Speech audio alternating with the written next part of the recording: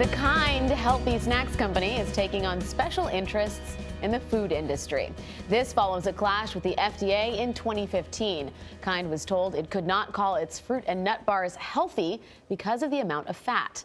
But the agency later reversed course. And now Kind CEO is committing $25 million over 10 years to create an organization.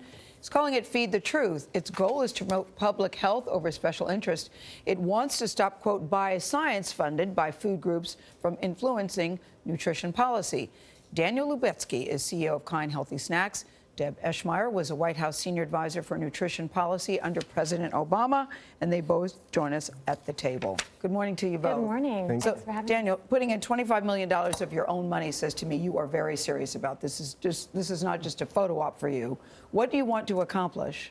For over 2 decades, not just related to what you just described, I've been very concerned that I notice that sometimes the zealousness of our community gets a little bit beyond what it should be, and people stop thinking long term about the community's interests and more about short-term interests. And I felt that we needed to balance the playing field to allow scientists and nutritionists and doctors to be the ones that really help us inform public policy. It came back to bite us. It was one example.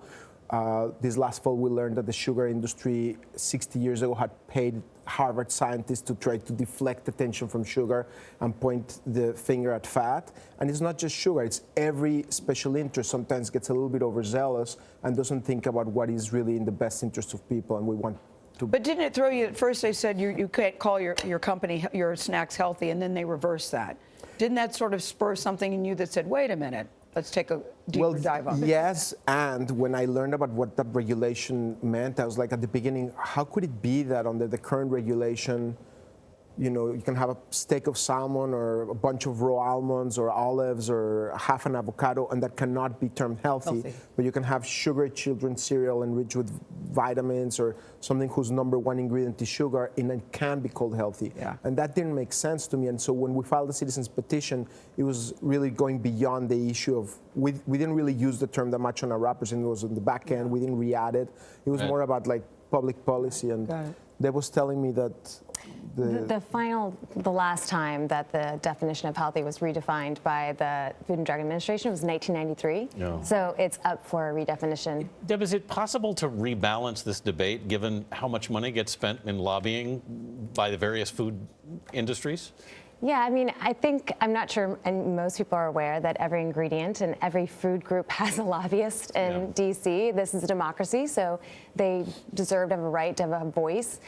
Just in 2016, I think 600 food groups lobbied the U.S. Department of Agriculture. Wow. So this $25 million is a huge investment, and it takes a lot of chutzpah on behalf of Daniel to put this forward. And actually, in addition, he is purposely doing this as a CEO of a snack bar company, wants to be independent from anything going forward, which is why I'm here. Okay, so Deb, I hear a lot about this at home because my husband, Sam, was your predecessor at the White House. And I guess I wonder, where's the balance? Because on some level, I think sounds like there's a need for a more aggressive stance against the food industry. But at the same time, the food industry isn't going to change without the cooperation of the food industry. So how do you strike that balance? Yeah, I think it's more that we need to strengthen the science, and we need to strengthen the information that the public has around what is healthy.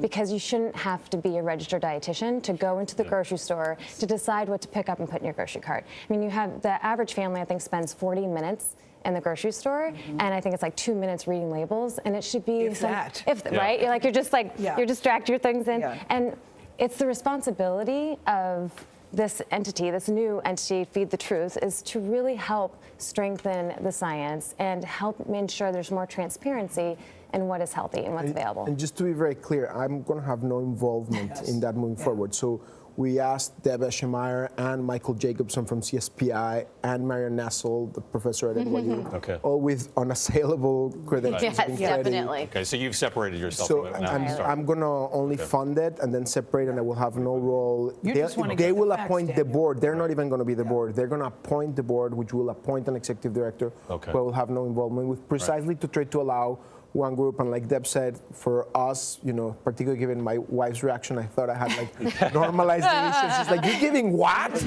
Are you crazy?" Daniel For us, Lubetzky it's everything. Daniel Lubetzky and Deb Eschmeyer, thank you both for being with us Committed. this morning.